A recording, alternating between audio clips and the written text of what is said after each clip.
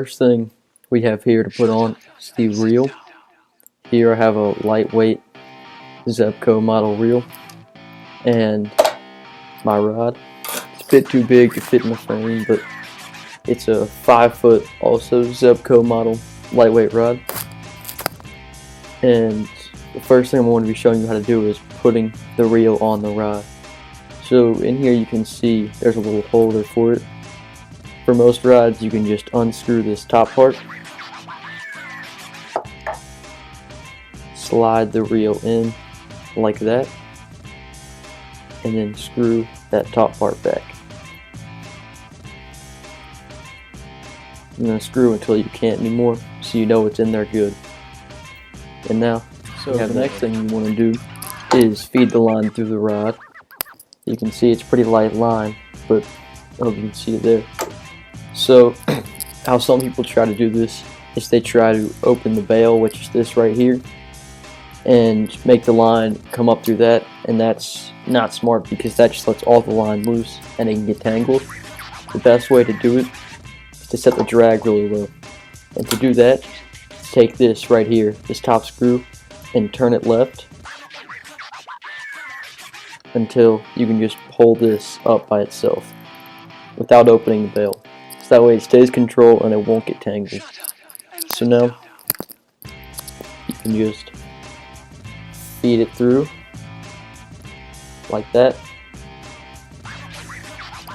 until you get all the way to the top, and now you're ready to tie on your lure. Now before you're ready to tie on the lure, you might want to understand what's inside of a bait box, so you know what to tie on in what situations and how. So in here I've got a couple things. Here I have some weights. This is just a little one. These aren't very heavy weights. These would go at the end of a bobber to make the hook sink down as far as it can go, but not the bobber sink underwater. This is a bobber. It sits at the top of the water. You attach to the rod, and it sits at the top of the water, and it's sort of like an indicator to let you know if there's a fish on or if something's biting. Because if this goes down under the water, that means something has your bait. So here I have a jig head. These can be used for a couple of things. They can be used like this, where you tie a little curly tail to the end of it, or you hook one on to give something some action for smaller bait. Or you can do it like this to give it more of a fluffy kind of look. And the last thing in here is a spoon. These are great bluegill and panfish baits. These you can cast these very far, and they're heavy and they work very well. So today I'm also going to show you how to tie on a hook or any other lure you might want to tie on. So this is just one of my favorite knots to tie. You see, I've got a line like that. You just bring it down like this, fold it over, and then squish that down.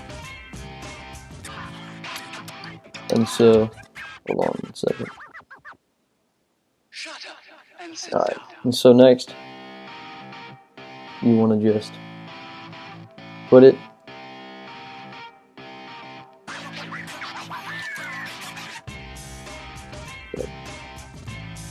have the line on here, it's just going to take a second. Alright, you want to put it through here, there we go, through this, like that,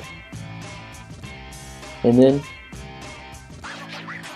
you want to just tie a regular old knot.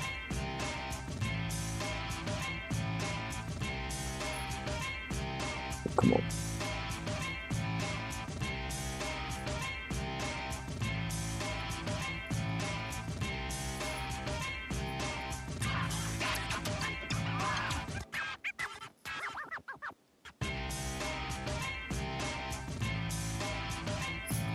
After you've done that, you bring this down under the hook like that, and then take this end piece, pull up until it all comes together like that. Pull a little bit more, and there you go. It's tied on well. And now you can just cut that remaining little bit, and there you have it. So the last thing I'm going to talk to you about is how to put away a rod, how to set it back up so you don't have hooks flying everywhere. So you want to just hold the rod like this. You see these? You want to put it on that. You can see it like that. And then you want to loosen the drag. See, it's like that. You do not want to keep a fishing rod like this. You want to loosen the drag until it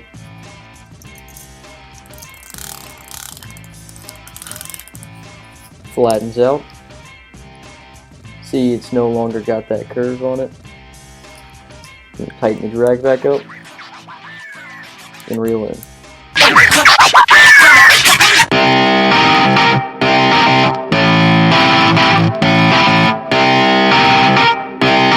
Shut up and sit down.